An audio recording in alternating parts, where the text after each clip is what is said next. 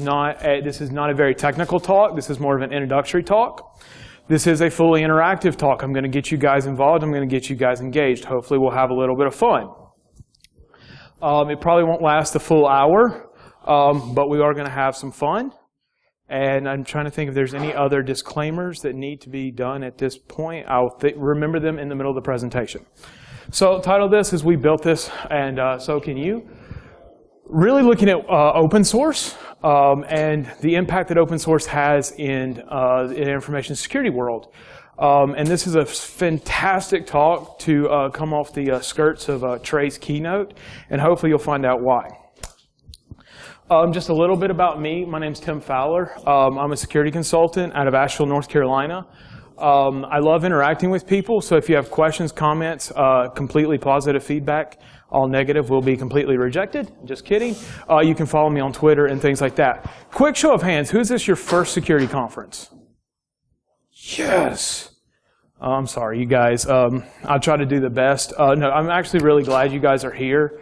The entire staff for BSides is just fantastic. They've done an amazing job, great speakers. The reason why these events are so successful is because of you guys. Most of us as speakers, we spend all year trying to figure out how to entertain guys, how to educate you guys, and really how to enrich your lives. And so if you guys don't show up, we have nothing to talk about, nothing to say. We'll still talk, but it's not as entertaining. So a little bit more about this is just general. The biggest one's going to be at the bottom. In a previous life, I've done a lot of open source development. I have a very unique perspective on open source in terms of information security. Basically, every iteration of my professional career has been centered around open source, including my information security career. This is not something that's generally talked about in terms of introduction to information security. We talk about like how to get into pen tests. You want to be a pen testing. If you guys just saw that last presentation, it was absolutely fantastic, and she's like 100% right about everything. I'm the consultant, so everything that she said, yeah, that's me, and stuff. But in order to kind of understand the role that open source plays in information security and why it matters, we've kind of got to look at the genesis of open source. And we're going to answer a few questions today. But before we get started, in the actual, we're on 3 of 412, I need a couple of volunteers. I'm not going to tell you what you're volunteering for. All right. If you'll come up here first. Okay. So one of the things I like to do live demonstrations, but how do you demonstrate a concept of open source? It's this thing, it's an entity, like it's this belief system. How do you demonstrate it? So what I figured out is we're going to go back to our childhood days and we're going to play with Legos. Okay, so here's your task. In this box is a set of Legos. There's actually 3 different little sets and a set of instructions. All I want you to do is build something. That's it. That's all she's got to do. Okay, and we're going to come back to this. No big hurry, but as fast as possible. Go. Are you done? No, I'm just kidding. We work in really tight timelines in information security. And we'll get back to this, and this is going to be a great representation as we move forward. But what we're going to look at is what is open source. It's kind of important. Why does it matter? That's the next question. But more specifically, why does it matter in information security? And I'm guessing most of you guys are here in the green track because you either have a desire to get into information security, you're just starting out, you're trying to get traction and stuff. You're generally just asking a lot of questions. And the one that everybody is inevitably going to ask about any industry, any technology, or anything like that is, how do I get started? And so hopefully in the next few minutes, we'll be able to go all through that. If you did notice, I was joking about the 412 slides. There's not that many. I can't do that many in a day. So what is open source? Open source is traditionally, we refer to it and reference it in talking about source code. Software, applications. We've got a technical definition here. It says open source denotes software for which the original source may be made freely available and redistributed and modified. This is a highly technical definition of open source, okay? When you hear people talk about open source, this is generally what they're referring to. But this is changing. This is changing very rapidly. We're starting to get into the ideas of open hardware. Anybody use Raspberry Pi? HackRF? These are open source hardware platforms. It denotes the same principle here. It's just we're not talking about source code. We're just talking about how chips are made and the underlying operating systems in those chips and different things like that. And so this is the highly technical definition. We're going to mostly step away from this and get a little more granular with it. Because open source is so much more than just actual bits and bytes and codes and stuff like that and being able to look at it. It's really a philosophy. It's a way that we make decisions. It's kind of this idealistic approach to the world. If you come from a Linux background like I do, Richard Stallman is he's a big proponent of what's called free software, and in order to be free software, it has to adhere to the 4 software freedoms. I'm not what I classify as a Stallmanite. I fully respect his opinion, but I have some discrepancies and stuff. But it is an ideal. It's a community, okay? But it's also not just a singular community. It's a bunch of communities working in tangent with each other to to create an ecosystem, very much the way we have in information security. As the previous speaker indicated, you want to get into penetration testing. Well, you're going to have to be a little more specific. There's a lot of different areas within penetration testing that you can kind of fall into. And the same thing it's with open source. But it even goes further than that as to what open source is really about. At the root of it, open source is about transparency. Let's get rid of the secrets. Let's don't hide. Let's put our stuff out there for the world. Open source is about peer production. I don't have to do it by myself. I can utilize other people, but more importantly, I can have other people go behind me and validate my work. Peer review. It's probably a phrase that most people are familiar with. Peer review in science journals and medical research and all this other stuff. There's a reason that it's so important in what I classify as the sciences, because it's the means of which you get validation. Open source allows for, it's inherently designed for peer review, for the ability for me to write something or produce something to you go in and scrutinize it. Okay? You may be wrong, I may be wrong, we may both be wrong when it's all said and done. But we have that freedom, we have that luxury. Open source is also about distribution. One of the things to be classified as an open source project, you have to have what's called an open source license applied. The same way that we have software licensing, we have the equivalent in open source. And with that, it basically gives you the permission and the rights to distribute it however you want. And that's really, really cool. That I can take something that somebody else has produced, and then I can give it to somebody. I can share it with my friends. I'm not restricted. And part of this goes back to that transparency thing. But up in this point, we're still kind of really talking about the heart of open source, which is around the code. I have spent many, many years at open source conferences. I think it's really cool because I'm talking open source at a security conference today. Tuesday, I'm talking security at an open source conference. I've done this. I've been on both sides and stuff. And so it gets so frustrating because all we talk about is code, code, code, code. How many here are programmers? Okay, a couple of you. How many of you are not programmers? Most of you, okay? Everybody's going to get something. We're not going to just talk about code. In fact, open source does not start or stop with code. It's just one of the elements of code. I believe in my heart of hearts that the absolute base premise of open source, where it starts, the genesis of it, is with a conversation. It's very important when you have technical concepts, technical works, lots of coding, going, how does this work? Has anybody ever asked that question? How does this work? Why does this work? Why does it work this way? Or my favorite, why did you do it that way? That's typically what my bosses will ask. And it starts with a conversation. It starts with a dialogue. One of the things that Trey this morning hit on was about the sharing of secrets, or the sharing of data, not making them secrets. How do you do that? Okay, you have a conversation. Now, in his proposition of being able to share data and things, we're going to have a conversation about how to actually start the conversation. But that's where it starts. We've got to start somewhere. And fundamentally, open source, every project that I've ever been a part of, every community that I've ever been in, it actually started with a conversation. It didn't start with a piece of code. It didn't even really start with an idea. The idea was formulated out of the conversation. So how's our Legos coming? Awesome. Let me know when you're finished. There are more Legos to come, I promise. So why does duplicated 2 slides. Awesome. It starts with a conversation. That's doubly important. Why does open source matter? This is where I get on a soapbox.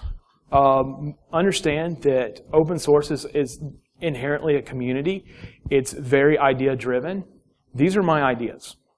Okay? These are my ideals. I'm not necessarily right.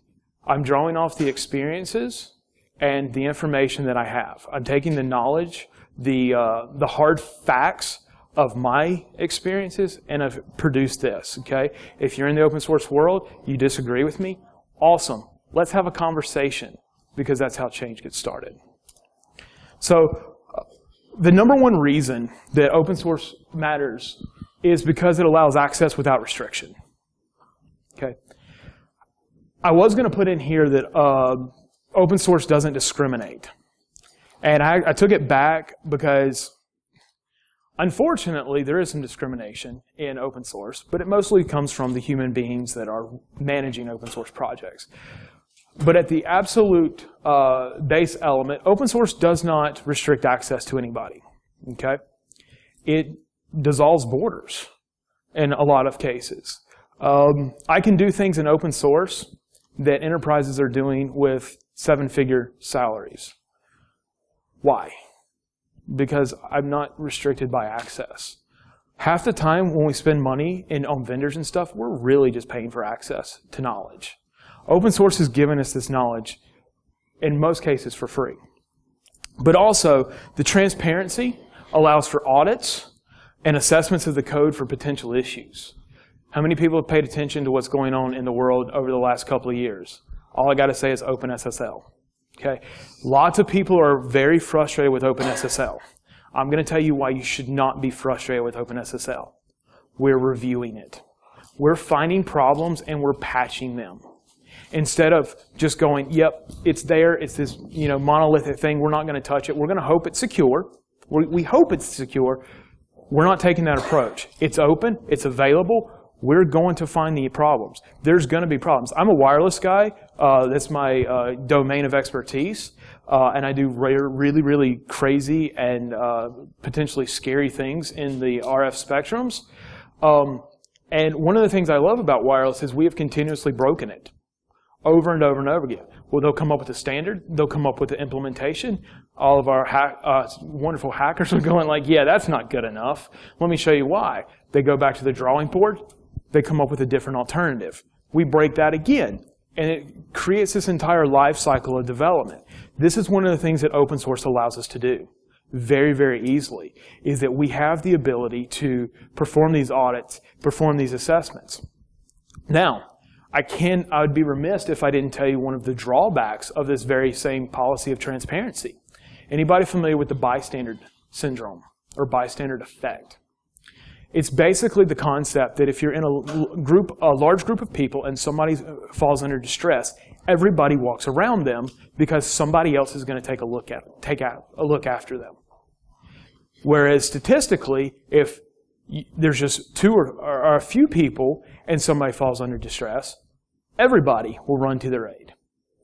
We suffer this in open source. It's, hey, code's available, go check it out. Nobody actually goes and checks it out because everybody else is going to do it. Somebody else, I don't have the time, somebody else will take care of it. So this is a problem with open source. This is part of the problem with OpenSSL, is it went so long without us actually doing any kind of assessments, looking at what the actual implementations and security things are. So it is a little bit of a two-edged sword, but the advantage is us, we have the access, we have the rights. You as individuals, you have the ability, if you have the technical proficiency, you can go and do it. There's nothing stopping you. You just have to make the decision. Open source empowers people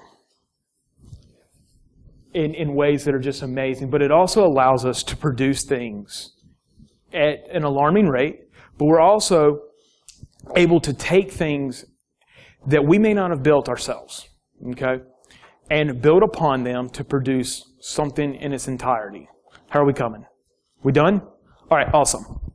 So which one do we get? Okay, we've got a, so I didn't get your name. Kelsey. Kelsey, all right. So we have a Lego set here. And traffic cones. Oh, this is awesome. Yay, Lego. I really like Legos, by the way. So what she has built here is like this little bulldozer-like car. Okay? Lego was very kind enough to do a few things for her. First of all, she provided all the source material that was required to build this. Okay? She didn't guess at how to build it. She didn't go and have to figure out how to build the pieces, plastic injection molding, if you've ever done that, that's always fun. She had everything she needed to produce the results that Lego had originally designed. But she had one more advantage that Lego also provided, and we're going to get a little more into this in a little bit, but she also had the supporting documentation for every single one of these pieces. Okay? Is everybody with me right now? No, okay. This is a model of how open source works. Okay? We have a bunch of components. Lego desired for her to make this. She made this. She didn't have any issues with this. Okay? This is awesome. Good job. You can actually keep this when it's all said and done. So we've got a product here that was produced, that it's open source and stuff. So I need another volunteer. All right, you come up, sir. So we've got what we're going to call the InfoSec mobile here. Now what I want you to do is take a completely separate set under the same constraints that Lego set forth for this one. And I want you to combine these two into something that's never existed. Okay? And let me know when you're done. Obviously, you guys should probably have an understanding of where this thing is going. We have no idea what he's about to turn out. Hopefully it's amazing, but we don't know. But what he's doing is he's taking a predefined construct that has been set forth by somebody making decisions, in this case Lego, and he's about to turn it completely on its head. They never intended for him to produce, well actually they technically did, but they have no idea what he's going to produce. But they have given him the liberties without restrictions to produce whatever's about to come out. This is what open source does. It is extremely powerful, and you can harness this in really cool ways. So it allows for someone to build upon the works of another to produce something that may not have been possible otherwise. In this scenario, whatever he builds was not possible without her work. He doesn't have to recreate her work. He has it. He has the access. He has the ability to utilize it. Now he's going to add his own flair, his own twist, and we're going to have a brand new product. So, it doesn't require you to have all the answers. Okay? Anybody working a job where you are the go-to person? Got a technical question? Let's call John. Doesn't matter whether you actually know the answer or not. You're the go-to person. With open source, you don't have to have all the answers. You're not expected to know all the answers because the answers are out there. They're available. It also allows for direct feedback on ideas and concepts. This is not always enjoyable. Sometimes people are mean. They're not exactly compassionate with their criticisms. But this is the world we live in and stuff. But if you've got how many times have you gone to a friend and go like, hey, I got this idea. What are you looking for? You're looking for feedback. Maybe potentially validation of the idea. Or you may be looking for them to go, yeah, that's dumb.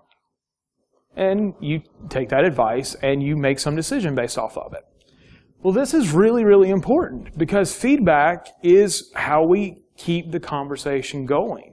If I walk up to you and go, hi, I'm Tim Fowler, and you turn around and walk off, conversation's dead.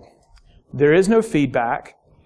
I don't know what I've done wrong. I don't know what's happened, and I'll never be able to find out. So feedback is something that open source allows to it. How many people have ever commented on Microsoft Windows code? A few of them. It is possible because, believe it or not, Microsoft actually does open up the source of their code to select individuals, researchers, institutions, and stuff. But it's not made publicly available. So some people can actually comment directly in the code. In most cases, not. I released an open source project called Harbinger, Sensor Network Project, back in February. Guess what? If you want to go and comment on that, feel free to. You absolutely can. Because I want the feedback, I need the feedback to continue improvements. And this is what the open source community allows for us to do. What you're going to, if you haven't already figured it out, basically open source enables us as a community to have normal interactions. That's all it is. This is the status quo. I ask you a question, you give me feedback, you give me an answer, you give me a suggestion, you give me an input. I ask you for your thoughts, you give them to me. It's not rocket science. Yet, for some reason, we kind of think as open source as this like mystical being, and a lot of people do treat it as that, but it's not. Open source matters because it empowers and enables people to reach beyond their own capabilities. Okay? I am not the type of person that can build something from scratch. I've done it. I'm just not very good at it. I had a former boss that called me a technology aggregator, which was, to me, was the biggest compliment that he could ever bestow on me. Because what I have the unique ability to do is take pre-existing systems, meld them together, twist them, make some tweaks to actually produce something that meets the requirements that we have. I'm able to solve a problem without going, well, we're going to have to recreate the wheel first. No, I'm utilizing the wheel. I'm utilizing fire. I'm not having to rediscover everything. No, I'm just leveraging the work that every single person else before me has done. I'm working smarter, not harder. Bosses like that. And so open source gives us this ability. And this is all great because this is really, this is my kind of open source manifesto stuff. But we're here about information security because InfoSec rules. So why does it matter? The number one reason, we move fast. If you pay attention to the information security world, you can wake up in the morning, get on the information superhighway that is Twitter, and we'll talk about Twitter in a moment, and you can start reading a bunch of stuff that's happened overnight. By the time you get to about 5 o'clock in the afternoon, that stuff's basically gone. It's already been replaced. We move very, very fast as an industry. We have to because we're always playing from a step behind. Most of the time, we're in the role of detecting stuff, not preventing it. If you're in a blue team perspective, that's your job. I'm in the red team perspective, mostly. Came out of blue team, so I understand it. But we have to move fast. Closed source systems, closed source software, things is a very tedious process. You know, does anybody know what the disclosure process for Microsoft is like? It's not easy. And it could be months and months before you get an actual fix in some kind of update. With open source, we have the ability, under most circumstances, to act really, really quickly. Sometimes in a matter of minutes and hours versus days, weeks, and months. This is awesome because it allows us to curate our core objective of just maintaining some semblance of security. So this is one of the reasons that it matters in information security. Shared knowledge base. How many people know everything I do? Okay? I don't know anything. I don't know a lot of what you guys do. So here's part of the interaction. You, sir, in the black. Can I get your name? Nick. All right. Tell me something that I don't know about you. All right. So he's originally from Wisconsin. Never been to Wisconsin. I heard it's great. I do love cheese. All right. I need another volunteer. Anybody? I'm going to start picking. And when I start picking, all right, you, sir.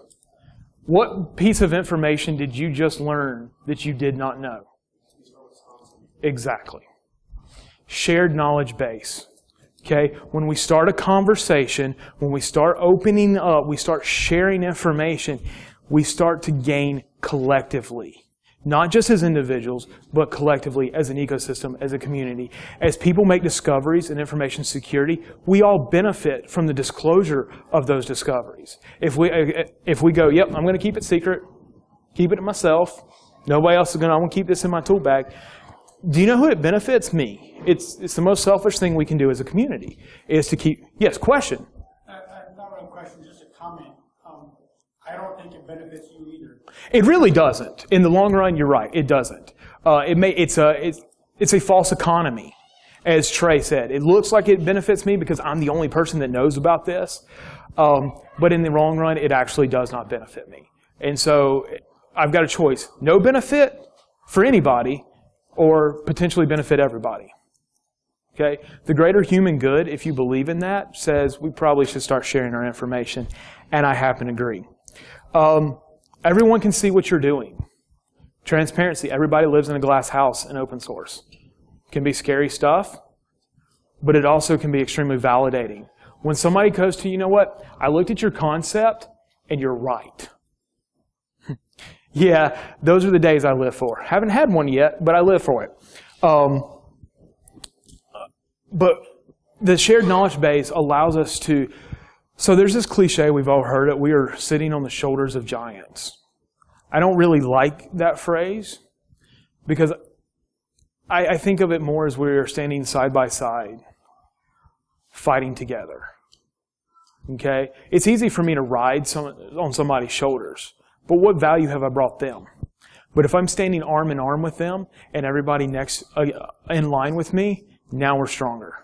That's where the real value. Just sitting here on top, saying, "Yep, I built my stuff on top of their stuff," or I'm utilizing their information. It actually hasn't provided any value. It's when you start that interaction, when you start engaging with what they have done versus and what you're doing, that you actually start getting value. It's not about standing on somebody's shoulder. It's actually standing about side by side. There's a reason that when any military people here, former military, thank you guys. I have the utmost respect for anybody that is willing to serve our country in any capacity, whatever. You guys don't go into battle standing on each other's shoulders, do you? I mean, you might have to in one weird situation, but normally that's not standard operating procedure. No, you typically have ranks and files. Why? Because it's effective. Standing on shoulders doesn't really help us. So one of the things is that we can all grab into this shared knowledge base, and we can grow it collectively. As everybody starts making deposits, the entire system is flourishing. But also, we have a common goal in information security. It's not that hard, okay? Information security, lots of different avenues, penetration testing, compliance audits, social engineering, just the list keeps going on, you know, systems management, all this other stuff, okay? We basically have one common goal. And that's to secure our stuff. Our systems, our networks, our people. It's hard enough as it is, but why are we doing it alone? This goes to the point that Trey made, okay? We don't have a lot of hard data to support our assumptions. Why not? Because nobody's sharing it. So there's a lot of times in my day-to-day job that I feel alone, going like, I can't be the only one that's dealing with this exact problem or seeing this same thing. No, somebody across the world, right down the street, I don't know where they're at, but somebody out there has to be experiencing the same thing. I just don't know how to find them. I don't know how to collaborate with them. And this is a problem, because if you're left solving a problem all by yourself, guess what? You have no ability to reach outside your capabilities. You just don't, because there's you know, we're a shell of ourselves, and it's so difficult to get outside of that. But when you start putting people together, it goes, you know what? I think you may be onto something, but what if you tried this? And then they back out, and the next thing you know, you've solved the entire problem. Also, why open source matters in information security? It provides answers to questions that have yet to be answered. Anybody ever use Yahoo Answers? Don't lie. All right, in the back. All right, so I love Yahoo Answers for a lot of really probably messed up reasons, because the answers are absolutely hilarious. But what happens is somebody goes on there and they're like, hey, I need to know this. And then what happens is whoever happens to be logged in and sees that question, they offer their best semblance of an answer. Okay? Well, this is very retroactive, meaning that the answer could be sometimes years down the road, because there's people that like to troll people and just answer the question 5 years after they ask. Never done that. Instead of what if we had the answers to the questions before people asked them? What if I stumbled across this problem, you stumbled across a problem, and all of a sudden you decide, you know what, this was really tough. I'm going to document this process. I'm going to report my findings to the world. So all of a sudden, 2 years later, I'm going through the same problem. And all of a sudden it's like, I don't know how to answer this. Let me go to the Googles. And I find your documentation. Guess what? 2 years earlier, you answered the question before I ever had it. You've probably saved me 5, 6 hours of work, potentially, sometimes days. That's pretty cool. And so we do this all the time in information security. Like, this is just what happens.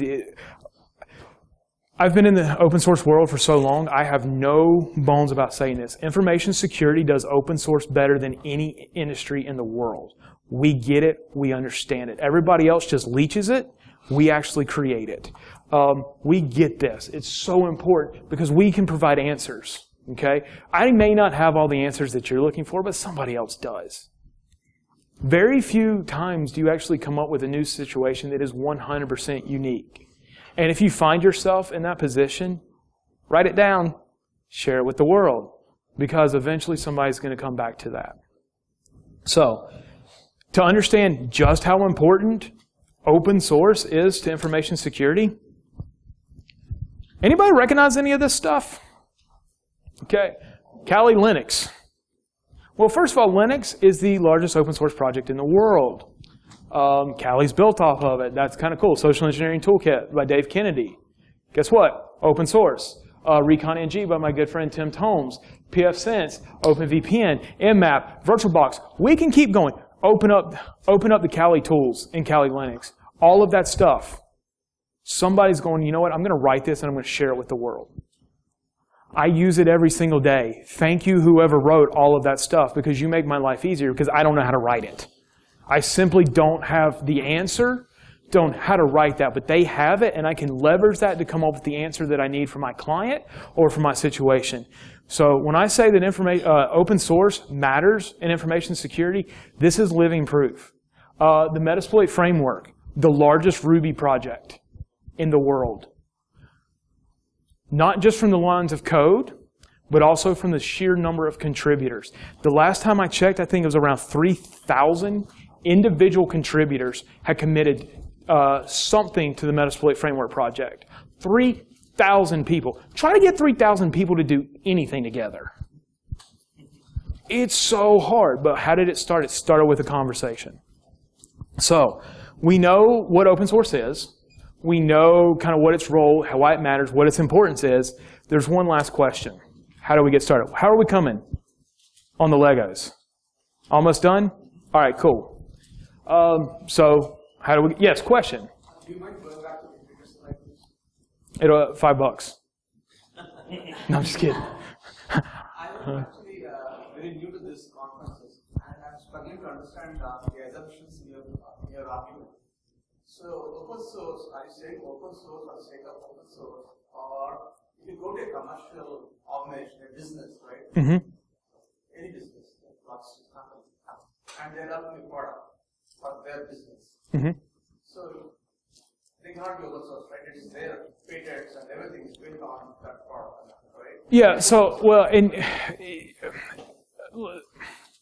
I'm trying to rephrase your question to make sure that I actually understand it. So, is your question specifically dealing with like how companies are building stuff off of open source? No. Okay. They have their own idea. Yeah, they have their own idea. They have done the research, they have their idea, and they have patent. Yeah. Now they want to build a software for that. Mm-hmm. Right? Yep. This concept of open source cannot be applied to that context because it is their idea, their business is going to be built on that idea. Wrong.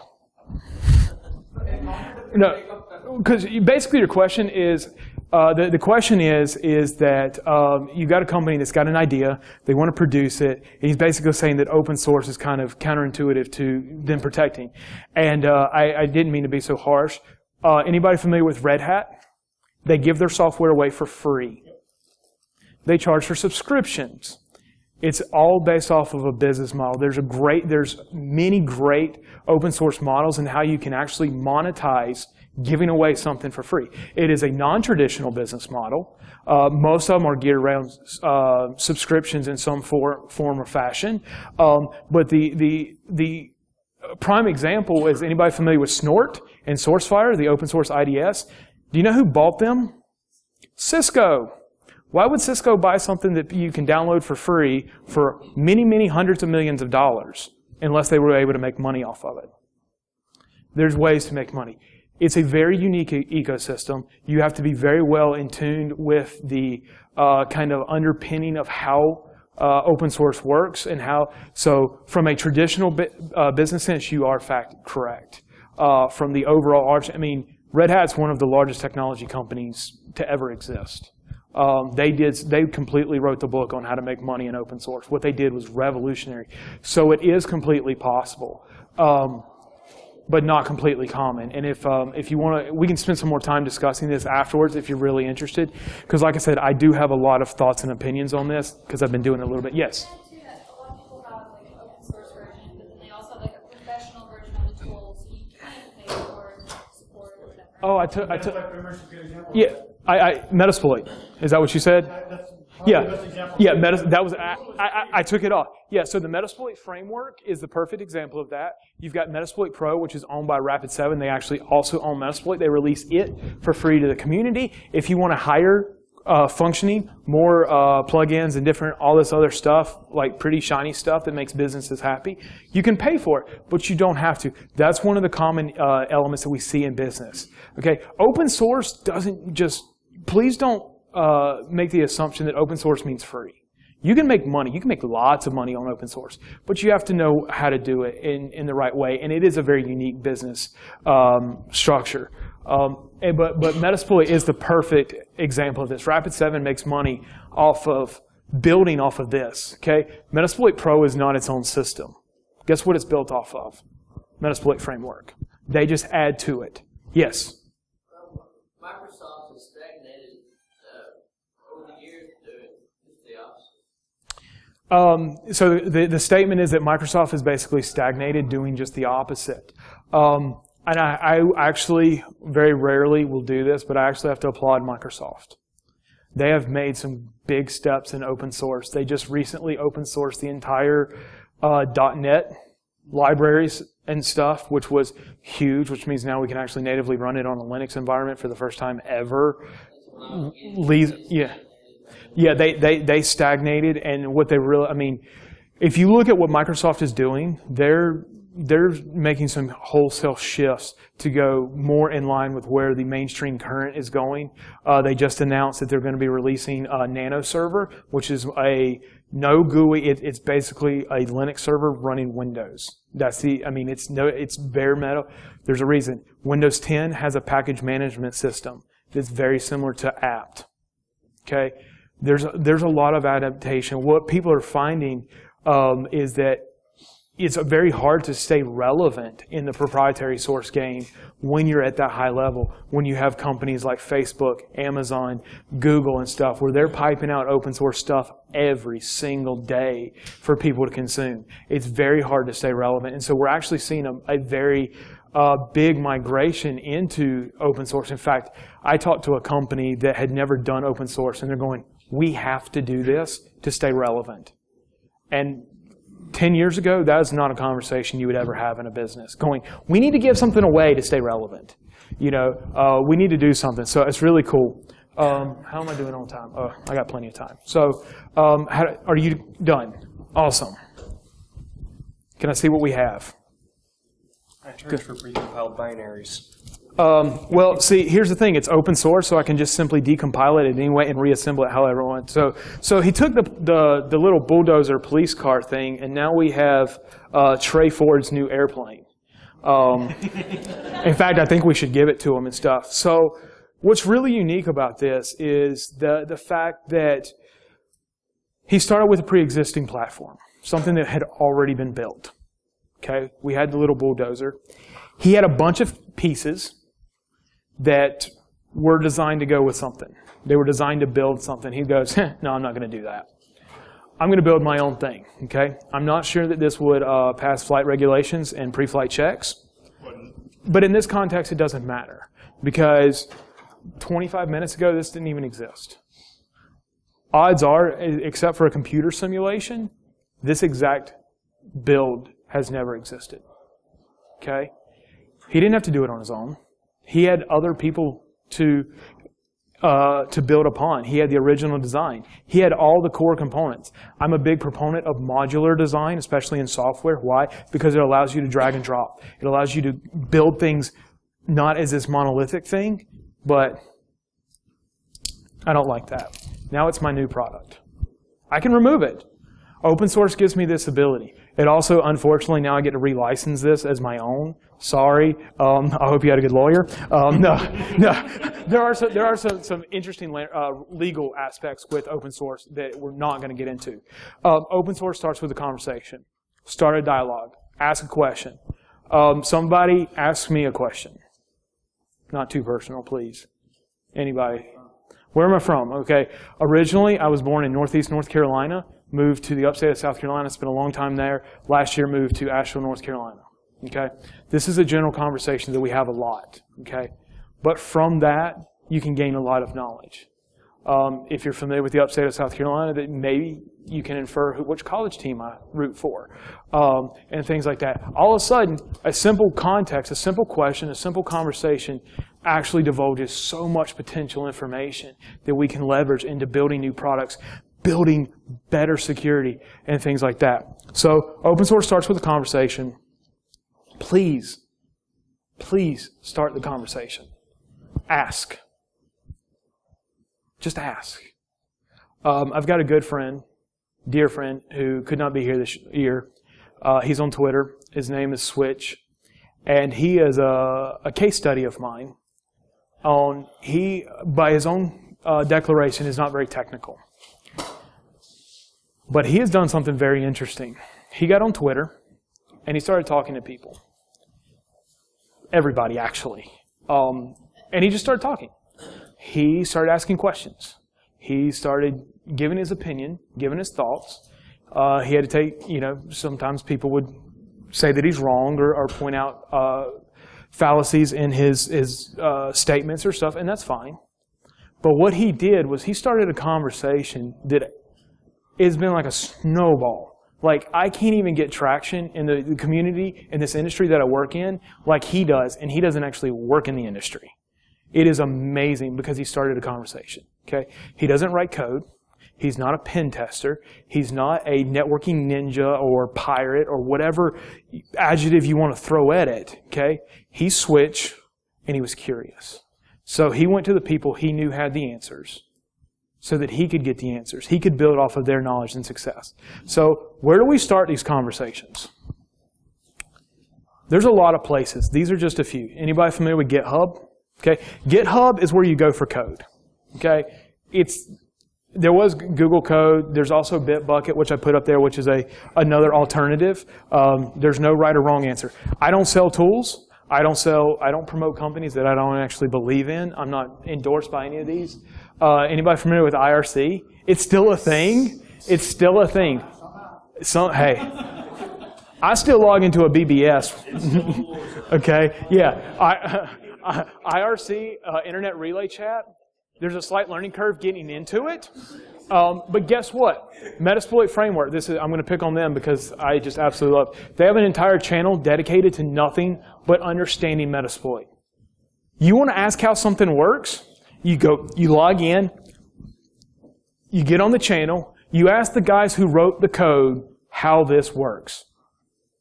What other industry do you get that much access to the people that actually produce the product? I don't know the Microsoft engineer that still implements Telnet. I'd like to have a conversation with him. I don't know who gets I can find out who implements something in Metasploit. One, because it's in GitHub. I can see everybody that's made a change, everybody that's made a commit, and things. I also can submit, hey, this didn't work. I have an issue. I found a bug. Who do you report Microsoft bugs to? Well, they've got this whole system, but it's an automated system, and you're probably never going to hear from somebody. These tools, Twitter, okay? This is a little rantish. I understand that. Twitter is an amazing platform for information security because it's the only really real-time news platform that exists, okay? You have to do a lot of self-filtering. You have to figure out what content you're going to essentially process and what you're just going to ignore. But if you can get in and you get engaged, oh my word, it's absolutely amazing the amount of information that you can process, the amount of things that are going to be shot over to you at 140 characters at a time. It is amazing. The moment things happen, you know about it. You know it. You're not going to see it on Ars Technica and Wired.com and all this other stuff. No, you're going to find the guys who actually did the research, the ones that are disclosing it to them, and you're going to know it before everybody else. Why? We move fast. Twitter is a great platform. It is a great platform to get engaged, to ask questions. Anybody want to ask me a question? Twitter's the easiest way to do it. One, because you're limited to 140 characters. But also, I'm always on there. Because I encourage it. I want people to, how did I get started? I ask questions. How do other people get started? They ask questions. So Twitter is a great one. If you are more inclined for code, definitely check out GitHub and stuff. But did you know that you can contribute to open source projects and never write a single line of code? Everybody in this room has the ability to do something that if I had the money, I would pay every single one of you guys to do. How to get started? Ask questions. Have you ever stumbled across a project where you had to figure out how it worked because nobody explained you need to do this step, or better yet, it goes from step A to D because the author made assumptions that aren't true, like he assumed something that's not true? If you know something, write a how-to. Document. Document. Document. Document. Documentation is the single greatest failure that we have in open source and in information security. I know something, but I didn't write it down. I know an exact process, I didn't write it down. Guess what? One of the easiest ways to get involved in any community is to go through, take something that doesn't have documentation or poorly written documentation, and rewrite it. Fix the grammar, please. Mine's horrible. Literally, you pull a pull request for grammar, you're my best friend. Because I really am bad at it. I know it's a weakness of mine. And so somebody's like, yeah, I'm about to go grammar Nazi, and I just went, thank you. I mean, seriously, thank you. Documentation is one of the things that we're just missing, okay? Trey mentioned about getting rid of the secrets, sharing data. How are we going to share that data? Through proper documentation. Having a detailed process of how things work and why they work. The biggest and most successful open source projects, they have the single best documentation. That's science. Yes? Yeah, with the documentation, never assume that the reader knows anything. Now, I'm just getting to that. The reason why I want non-technical people to write my documentation is because non-technical people just wrote my documentation. Okay? I can talk to you in Geekanese, Nerdology, or any other IT languages, our acronyms and everything else that we throw around like ninja stars. The general everyday user is not going to understand it. Okay? If you can explain it to your 3-year-old, you pretty much are going to be golden. I cannot explain squat to a dog. Okay? I have to try to explain my mom what the difference between a desktop and a wallpaper is. And I get frustrated. Okay? I'm not very good at documentation.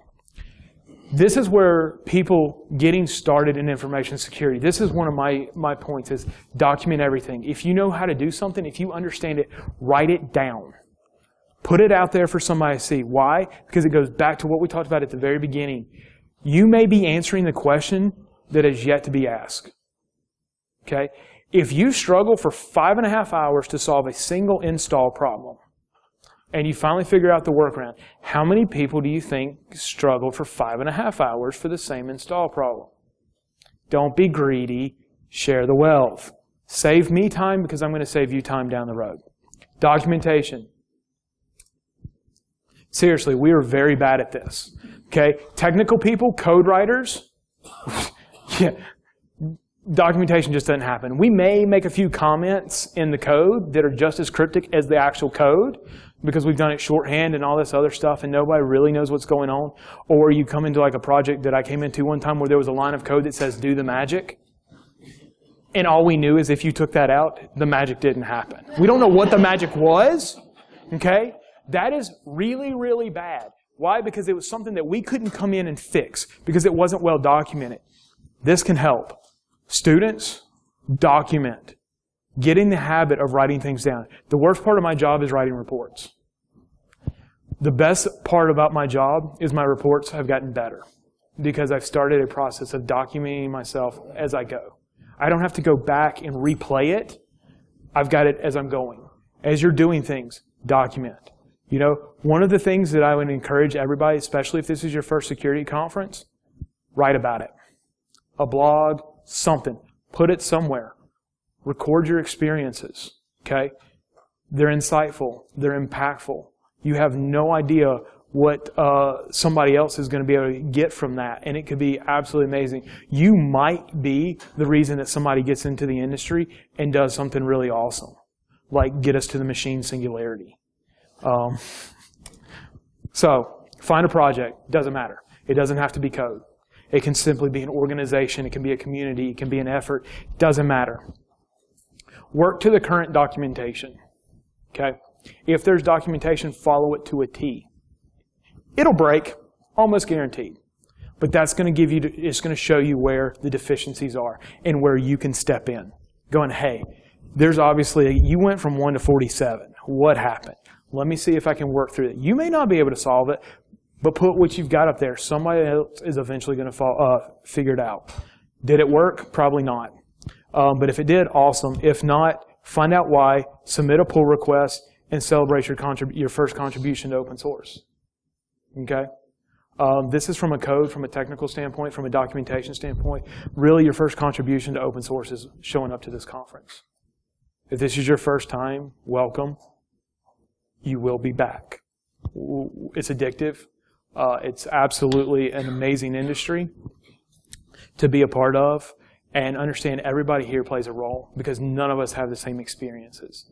And you guys are doomed to repeat my failures if I don't educate you on what my failures were. I have about 5 minutes. Last slide, and this is a rant.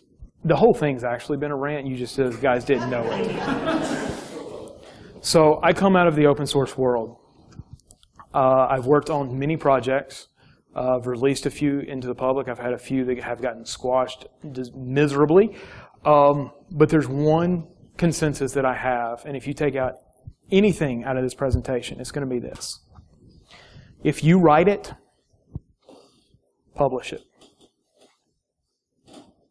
No ifs, ands, or buts about it. May not be comfortable, because a lot of people's like, oh, I don't want you to look at my code, or I don't want you to look at my thoughts, or whatever. If you want privacy, keep it in your head. It's the only place that privacy really exists. The moment you start sharing it with anybody, you've lost the right to privacy. So at this point, you might as well get as many eyes on it to see if the concept's good. Write it. The reason why you should publish everything you write, whether I don't care if it's a blog post or an actual technical specification or a white paper or a really cool software tool that does the magic on a pen test, and if you write that, I want that. It doesn't matter what it is. Put it out there. Get a voice in the community. Start the conversation. It's the only way we're going to fix the problems, okay? Security is a systemic problem. It's not my problem. It's not your problem. It is our problem. And right now, we are not the solution because we're not working to actually solve that common goal together collectively. Everybody's in their isolated groups. We have all these companies that are keeping these trade secrets and stuff. I understand proprietary. I get it. You got to make money. I don't have a problem with that. Okay? But when you know something that could prevent me or another company or another individual from a lifetime of heartache, we share it. How many, most of us are adults and stuff, and we've probably talked to kids and stuff, especially like teenagers and stuff, when they get like their first boyfriend, girlfriend, and it doesn't go well, and it ends, and they're all sad and stuff, and there's other fish in the sea and all this stuff. No, we share our experiences with them. It gets better. It's going to be rough, it's going to feel painful and stuff, but it gets better. Why do we do this on an emotional level, but we will refuse to do it on a technical level? Because if the one thing we have that is proprietary, it is our emotions. Science says that. So if you write it, publish it. Put it out there, because you never know if you're going to answer the question that has yet to be answered. So with that, we are done with all 412 slides. And I will take any questions or comments. I was joking about the negative. If you didn't like it or whatever, that's fine. We'll talk about it. I do encourage having a conversation with people. It's the only way you're going to learn.